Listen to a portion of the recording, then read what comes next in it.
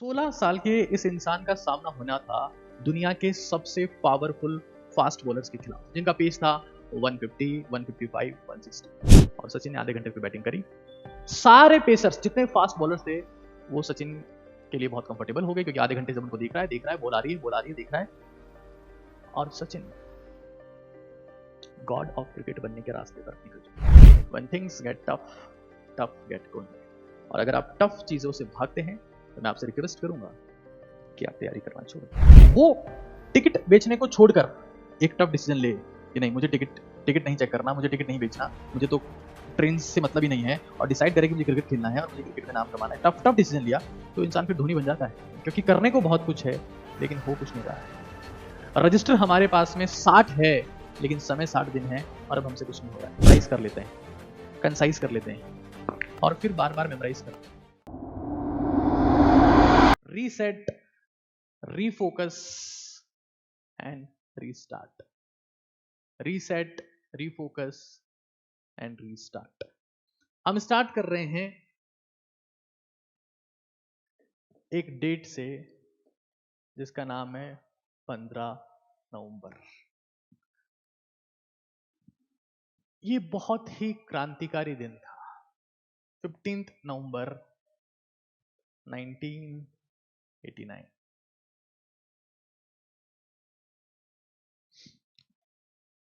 School cricket में top perform करने वाले एक क्रिकेटर को, एक स्कूल के खिलाड़ी को भारतीय टीम में चुना गया और उन्हें क्रिकेट खेलने जाना था पाकिस्तान के कराची में। 15 नवंबर 1989। शहर कराची, कराची शहर, और देश पाकिस्तान। 16 साल के इस इंसान का सामना होना था दुनिया के सबसे पावरफुल फास्ट बॉलर्स के खिलाफ, जिनका पेस था 150, 155, 160।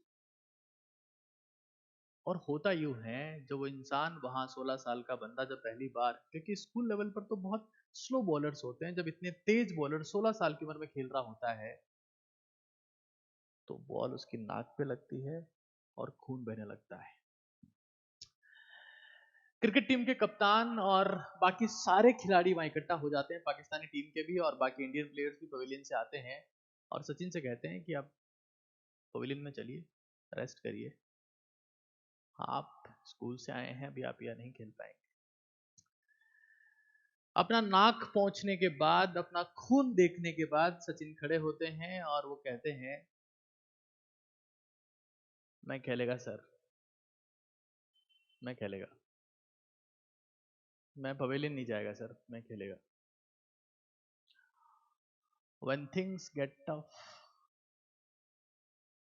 tough gets going।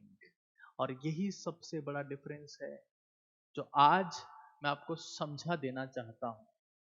मैं आज वो सारे कंपैरिजन आपके सामने रखने वाला हूं जो आपके सिलेक्शन को किस तरीके से रोकते हैं और कैसे आपको अनसक्सेसफुल बना देते हैं। मैं खेलेगा। When things get tough, tough gets going। Sachin थोड़ी देर बाद आउट हो जाता है, थोड़ी देर बाद आउट हो जाता है। और उस दिन का अगर आप फुटेज कभी देखेंगे तो मैं आपको बता देता हूं, वो इंसान रोता हुआ पवेलियन में जाता है। और उन्होंने खुद ने इंटरव्यू में कहा कि मैं उस दिन बहुत फ्रस्ट्रेटेड था, मैं पवेलियन में गया, मैं शीशे के सामने गया और शीशे के सामने जाकर मैंने खुद से कहा कि स्कूल क्रिकेट में और इंटरनेशनल क्रिकेट में बहुत डिफरेंस होता है, ये मेरी औकात के बाहर की चीज है, मैं यहाँ नहीं खेल सकता। उन्होंने खुद ने कहा। लेकिन टेस्ट मैच था, टेस्ट मैच में 2 पारियां होती है। एक पारी में आउट होने के बाद अब सचिन को दूसरी पारी भी खेलनी थी। इस बार सचिन ने डिसाइड करते हैं कि मैं स्कोर की तरफ ध्यान नहीं दूंगा, बॉलर की तरफ ध्यान नहीं दूंगा, मैं सिर्फ घड़ी देखूंगा कि मुझे यहां पर आधा घंटा बैटिंग करनी है, आधे घंटे तक लगातार बैटिंग करनी है। और सचिन ने आधे घंटे की बैटिंग करी। सारे पेसर्स जितने फास्ट बॉलर्स थे वो सचिन के लिए बहुत कंफर्टेबल हो गए, क्योंकि आधे घंटे जब उनको देख रहा है, बॉल आ रही है, बॉल आ रही है, देख रहा है। और सचिन गॉड ऑफ क्रिकेट बनने के रास्ते पर निकल चुके। When things get tough get going। मैं एक बहुत सिंपल कंपैरिजन आप लोगों के सामने रखता हूं, बहुत सिंपल कंपैरिजन। मान लेते हैं फिजिक्स, केमिस्ट्री और bio. When things get tough gets going। दुनिया में सचिन बहुत होंगे दोस्त, बहुत सारे लोग सचिन होंगे इस दुनिया में, और तेंदुलकर भी बहुत होंगे, लेकिन मास्टर ब्लास्टर सचिन तेंदुलकर सिर्फ कुछ लोग, बहुत कम लोग हैं, वेरी लिटिल पीपल। अगर मान लो मेरे पास में एक एस्पिरेंट है जिसका फिजिक्स में स्कोर है 35 किसी टेस्ट में, केमिस्ट्री में है 55 और बायो में उसका स्कोर है 300। टोटल स्कोर करने पर आता है ये 390।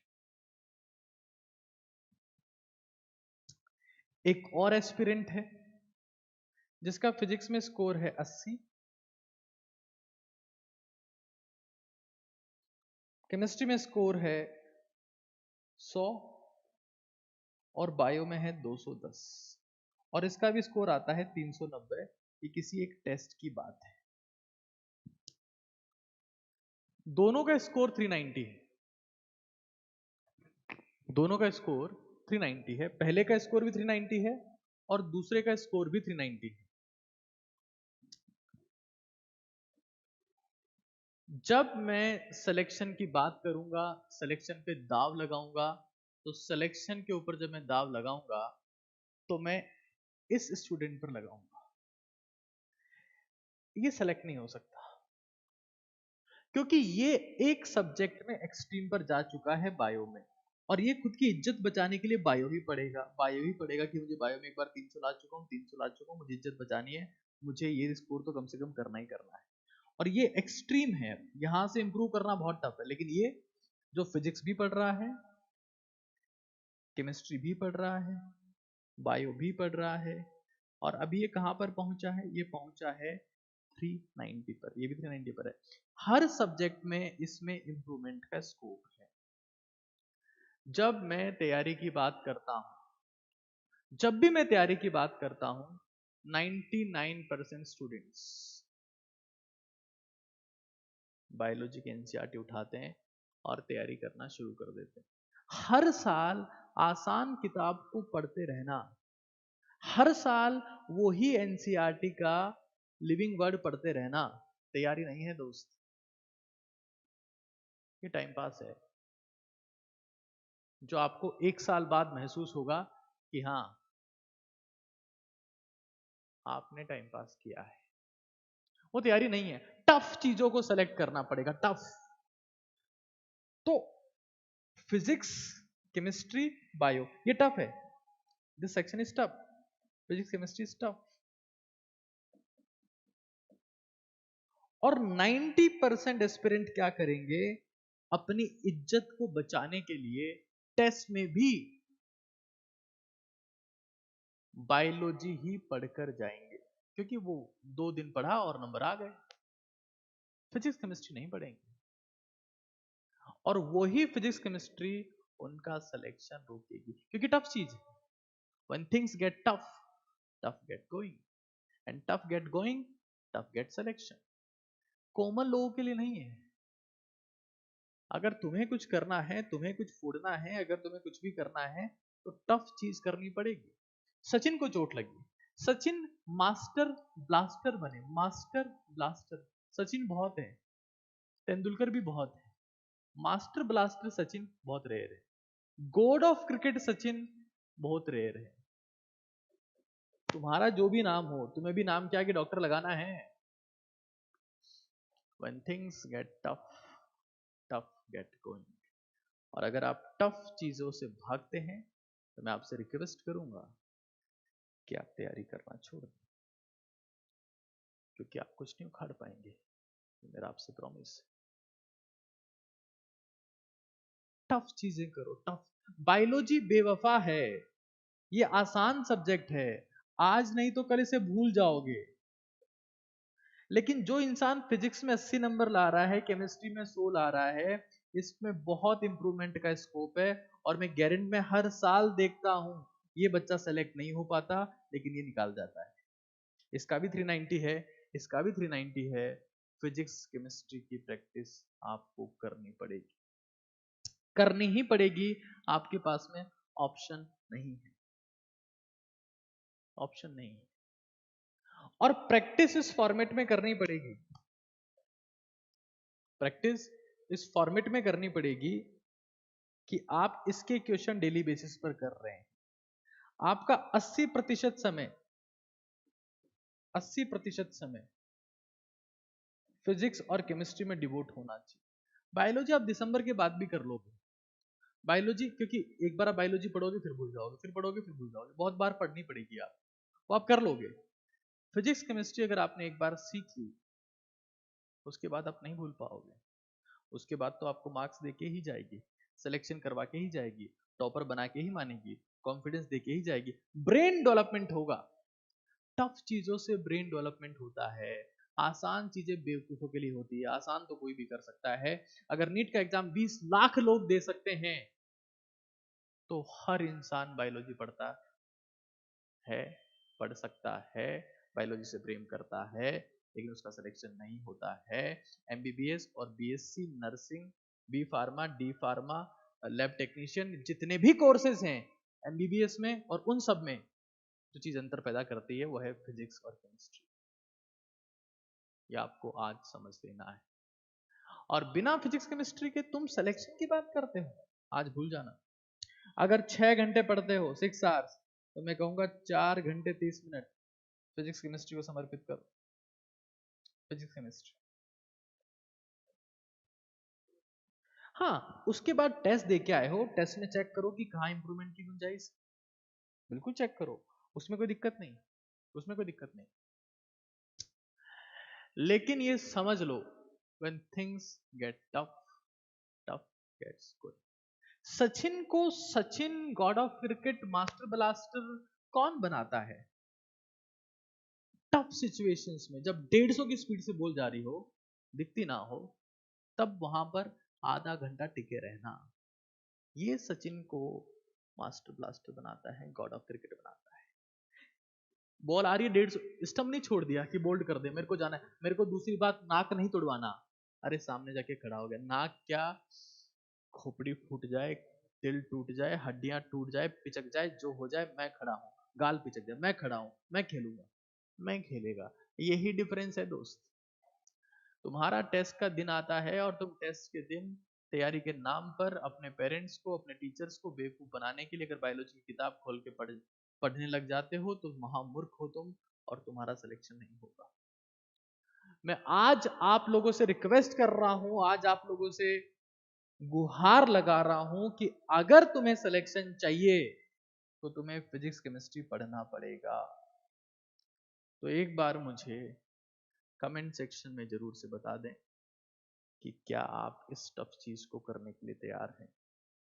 टफ चीज आते भागते हो तुम लोग, तुम्हारी इज्जत, तुम दुनिया में कितनी टफ चीज को सॉल्व कर सकते हो, कितनी बड़ी चीज को इजी कर सकते हो, उसी से तुम्हारी वैल्यू है दोस्त। आसान चीज तो सब कर रहे हैं ना यार, कौन नहीं कर रहा है, कौन नहीं कर रहा है। जिसने भाप का इंजन बनाया, जिसने ट्रेन का इंजन बनाया, उस ट्रेन के इंजन को बनाने वाले की वैल्यू है, ट्रेन में टिकट चेक करने वालों की कहां वैल्यू है? क्योंकि ट्रेन का इंजन बनाना बहुत टफ था, आसान नहीं था। ट्रेन में टिकट तो कोई भी चेक कर सकता है दोस्त, उनकी कहां वैल्यू है? हाँ, वो टिकट बेचने को छोड़कर एक टफ डिसीजन ले कि नहीं, मुझे टिकट टिकट नहीं चेक करना, मुझे टिकट नहीं बेचना, मुझे तो ट्रेन से मतलब ही नहीं है, और डिसाइड करे कि मुझे क्रिकेट खेलना है और मुझे क्रिकेट में नाम कमाना है, टफ टफ डिसीजन लिया, तो इंसान फिर धोनी बन जाता है, वो इंसान धोनी बन जाता है दोस्त। टफ चीजें करो, टफ, क्योंकि टफ चीजों को करने से ही तुम्हारा ब्रेन डेवलपमेंट होगा। ब्रेन डेवलपमेंट इसी से होगा। क्या कर रहे हैं सर हम? अरे तुम कुछ मत करो, तुम अगर सिर्फ चैप्टर वाइज पीवाईक्यूज भी 3 बार सॉल्व कर लेते हो। तुमने केमिस्ट्री में मोल कॉन्सेप्ट पढ़ा, मैं मोल कॉन्सेप्ट जिस फॉर्मेट में पढ़ा रहा हूं आप सबको पता है, बिल्कुल समराइज फॉर्मेट। क्वेश्चन करो, उसके पीवाईक्यूज 3 बार कर लो ना, तुम्हारे में कॉन्फिडेंस आएगा। मैं इतने सारे क्वेश्चन कराता हूँ डेली बेसिस पे। टफ चीजें करो दोस्त, आसान करोगे नहीं हो पाएगा। मैं फिर कह रहा हूं नहीं हो पाएगा।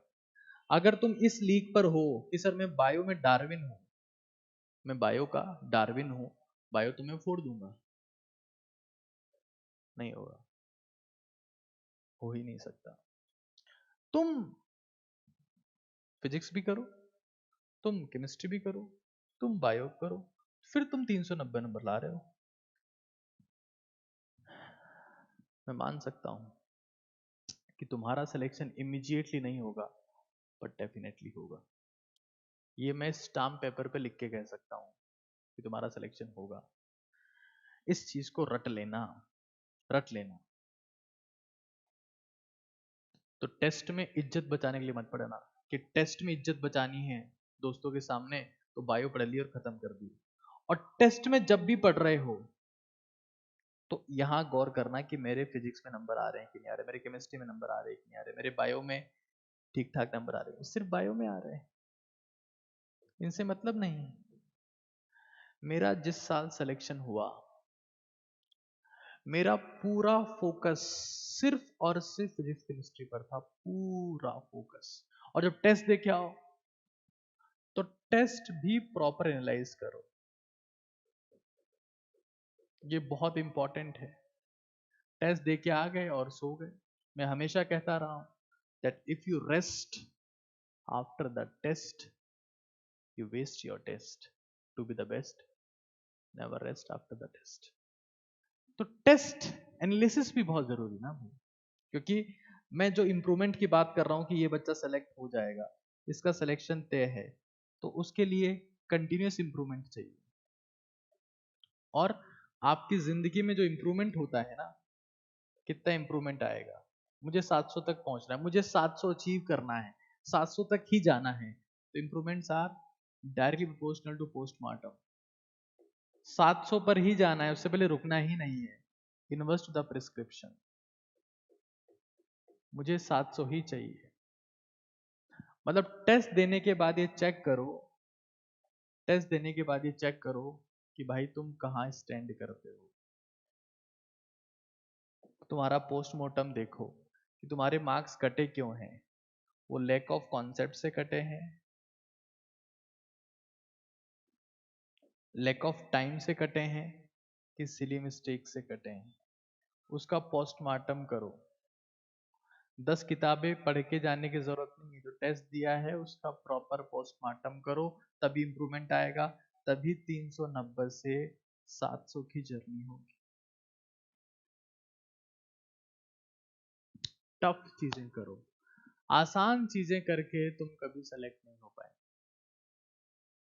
हो ही नहीं सकते। That is next to impossible, that is next to impossible. ये चीज अपने दिमाग में सेट कर लेना आज ही, इसी वक्त। एक और चीज देखते हैं।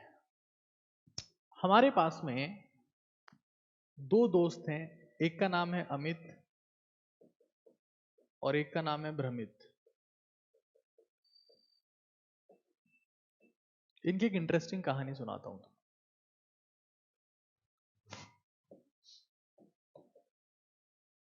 2 दोस्त हैं, एक अमित है और एक भ्रमित है।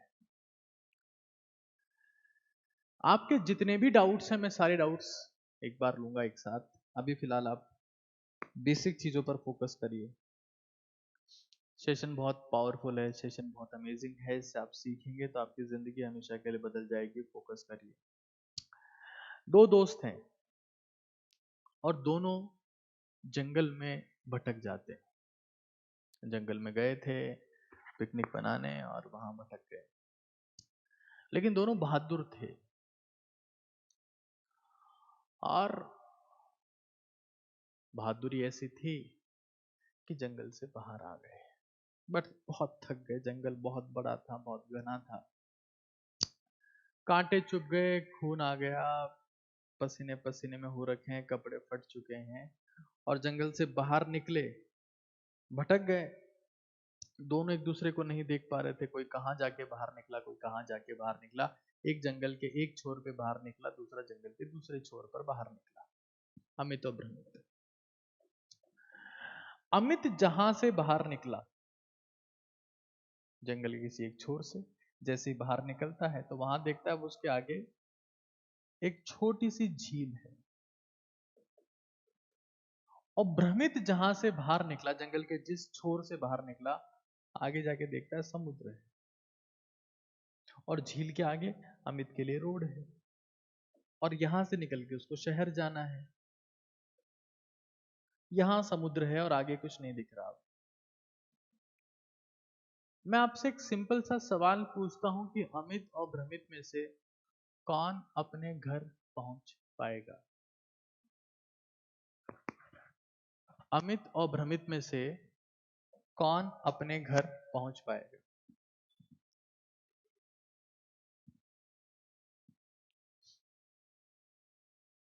सिर्फ इतनी सी बात है कि अमित और भ्रमित दो लोग थे, और जंगल में भटक चुके हैं। जब ये अमित घर से बाहर आया तो उसके बाहर झील थी, और झील के आगे रोड थी, और रोड के आगे शहर है। भ्रमित बाहर आता है तो यहाँ इसके आगे समुद्र है, और फिर कोई रास्ता इसको दिख नहीं रहा है।